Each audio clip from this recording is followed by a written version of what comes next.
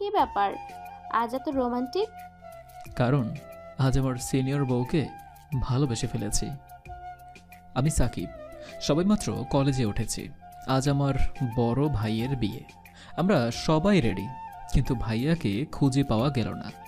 অনেক খোঁজার পর ভাইয়ার ঘর থেকে একটা চিঠি পাওয়া গেল।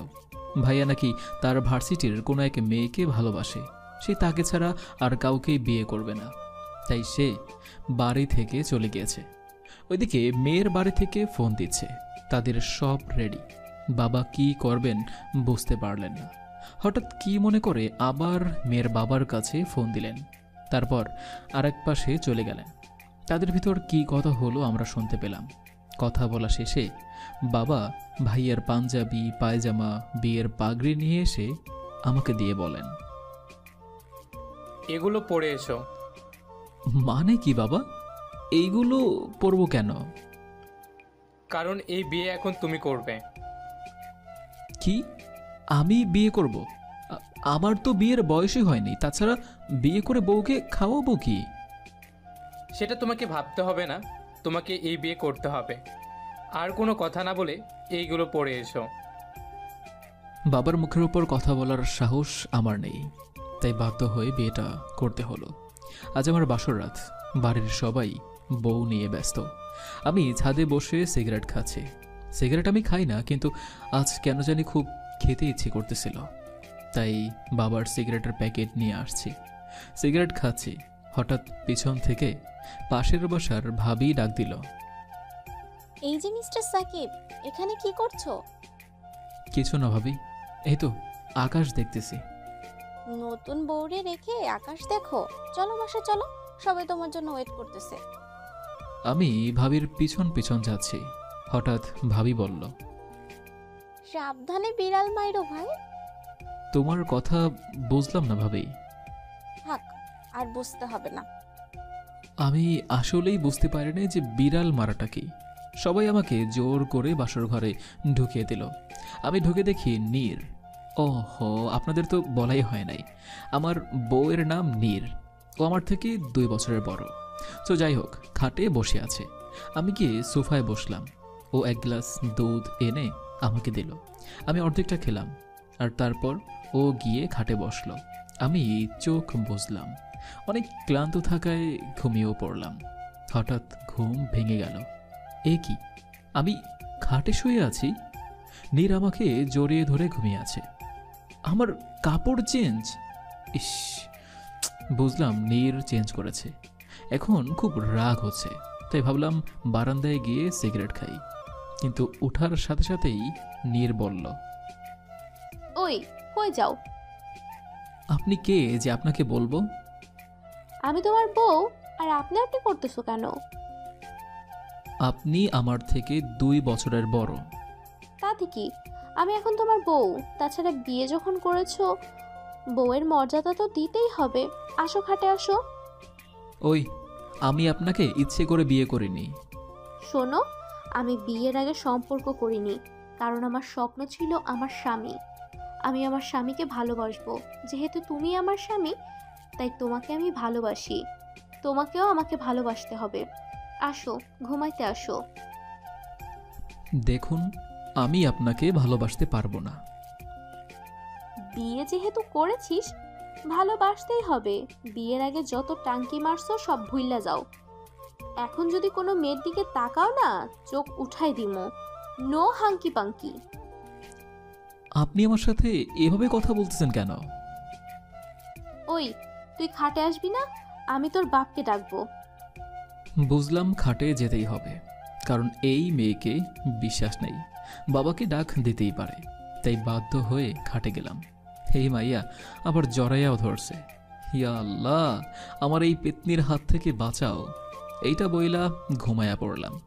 পরের দিন সকালে একটু দেরি করেই ঘুম থেকে উঠলাম। অতঃপর নাস্তা করে বাইরে গেলাম। বন্ধুরা আমার বিয়ের খবর শুনে খুব খুশি হলো, কিন্তু ওরা বাসটা ঠেকে দিল। 2000 টাকা খাওয়াতে হয়েছে। হঠাৎ ফোনটা বেজে উঠল, দেখলাম আননোন নাম্বার। আমি আবার আননোন নাম্বারের কল রিসিভ করে না। পরপর 3 বার রিং হওয়ার পরে কলটা রিসিভ করলাম। আসসালামু আলাইকুম। ওয়ালাইকুম আসসালাম। কোথায় তুমি? কে আপনি? আমি তোমার বউ, তাড়াতাড়ি বাসায় আসো, বাবার বাড়িতে যাব। তো যান, আমি এসে কি করব? আপনার বাবার বাড়ি আপনি যাবেন, তাতে আমার কি? তুমি যাবা না? আমি কোথাও যাব না। এই বলে ফোনটা কেটে দিলাম। কিছুক্ষণ পর আবার ফোন বেজে উঠল। হ্যালো আব্বু। কই তুমি? আমি তো বাজারে আসছি। তাড়াতাড়ি বাসায় আসো। ওকে আব্বু, আসতেছি। অতঃপর বন্ধুদেরকে বিদায় দিয়ে বাসায় আসলাম।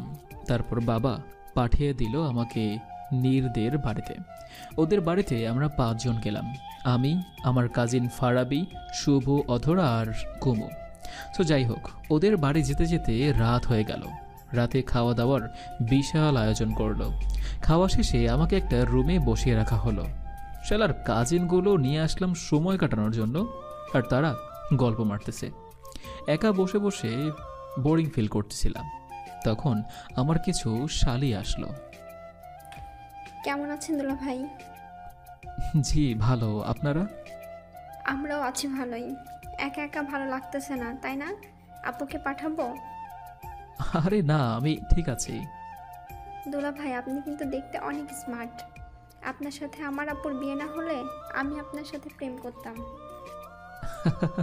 আপনিও দেখতে অনেক সুন্দর। আচ্ছা ভাইয়া, তবে আমরা উঠি। টেনশন কইরেন না, আপনার বউকে পাঠাচ্ছি। এ কথা বলে ওরা চলে গেল। কিছুক্ষণ পর নীর আসলো, এসেই দরজাটা লাগিয়ে দিল। তারপর আমাকে খাটের উপর ফেলে আমার উপরে উঠে বলল, ভালোই তো ফেবুতে প্রেম করতে পারো, এখন বউকে ভালোবাসতে পারো না? মানে কি? আপনি আমার ফোন কেন ধরছেন? আপনি আমার উপর থেকে সরুন। আমি ধরতেই পারি, কারণ আমি তোমার বউ, আমি সব ধরতে পারি। এই বলে ও আমাকে কিস করা শুরু করলো। ফার্স্ট টাইম আমি এরকম ফিলিংস পেলাম। রিয়েলি আমার কেমন যেন একটা ফিলিংস হচ্ছিল। মনে হলো আমি কোথাও যেন হারিয়ে যাচ্ছি। তখনই ঠক ঠক দরজায় কেউ কড়া নাড়ছে। তারপর ও উঠে দরজা খুলতে গেল, দেখলো শালিরা এসেছে। ভাইয়া সরি, আমরা বুঝতে পারি নাই। কি দুলা ভাই, ডিস্টার্ব করলাম নাকি? না না, ভিতরে আসুন। না ভাইয়া, আসবো না। গুড নাইট ভাইয়া। ওরা চলে গেল। নীর আবার আমার দিকে আসছে। দেখুন, আমি বাচ্চা ছেলে, আমার সাথে এরকম করবেন না। তুমি বাচ্চা ছেলে, ফেসবুকে তো ঠিকই রোম্যান্স করতে পারো, নিজের বউয়ের সাথে করতে পারো না? দেখো, কোনো দেখা দেখি নাই, যা হবার সরাসরি হবে। এই মেয়ের হাত থেকে বাঁচা ইম্পসিবল। যাই হোক, কোনো মতে রাতটা কাটিয়ে দিলাম। পরের দিন ওর সব আত্মীয়রা আমাকে দেখতে আসলো আর সবার সাথে একে একে পরিচয় করাইয়া দিল। ওদের ওখানে 2 দিন ছিলাম। 2 দিনে খুব আদর যত্ন করেছে ওরা। বাড়িতে আসার পথে ও ফুচকা খেতে চাইলো। এই যে, আমি ফুচকা খাবো। ওই, আপনি ফুচকা খেতে চাইলে তাতে আমার কি? যান না, খেয়ে আসুন। ওই, তুমি সবসময় এরকম করো কেন? আমাকে কি তুমি মেনে নিতে পারোনি? না, পারিনি। মেনে তো নিবাই। তারপর? কি তারপর বলুন? থাক, আগে ফুচকা খাবো। চলো আমায় ফুচকা খাওয়াও। বাধ্য হয়ে ফুচকা খাওয়ালাম। যাই হোক, বাড়িতে আসলাম। আমি একটু বাইরে গেলাম ফ্রেন্ডসদের সাথে দেখা করতে। বন্ধুরা আমাকে বলল, কিরে, বিয়ে করে বউ পাগলা হয়ে গেলি? আরে না, বউ পাগলা কেন হব, এমনি ওদের বাড়িতে গিয়েছিলাম। ভাই তোর কপাল, শালা আমাদেরও কপাল।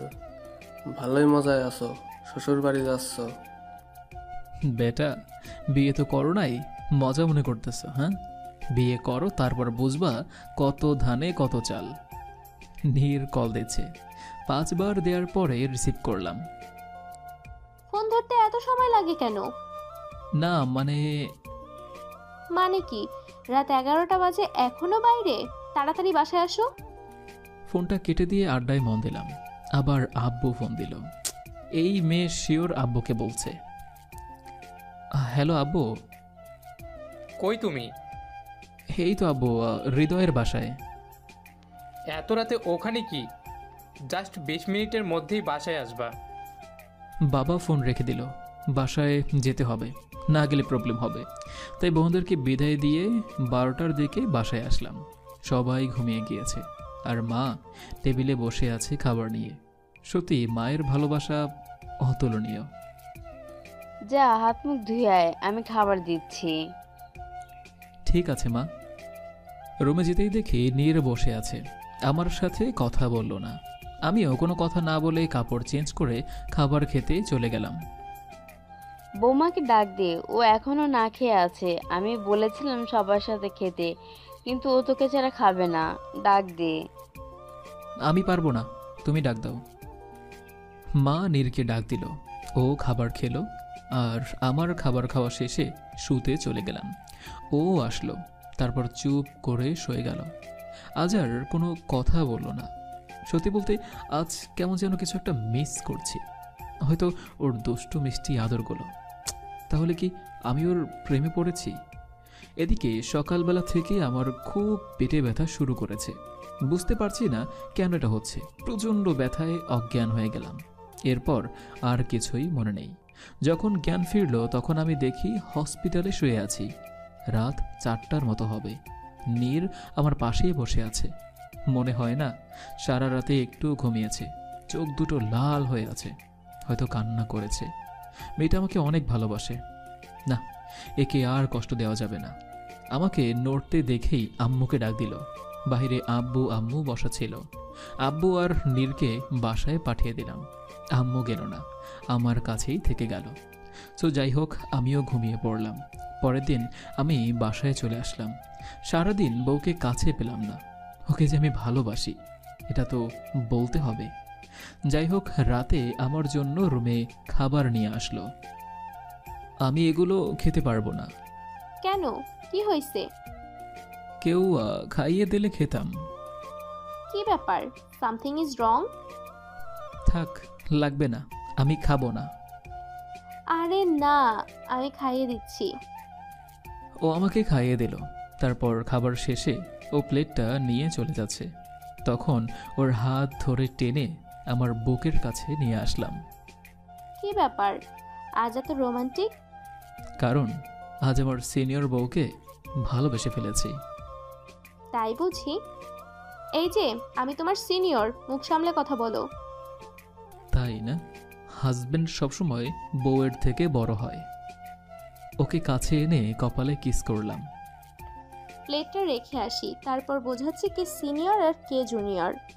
নীর প্লেট নিয়ে যেতে যেতে বলল। এরপর কি হলো সেটা আর বলতে চাইছি না। যাই হোক, আমার সিনিয়র বউকে পেয়ে আমি হ্যাপি।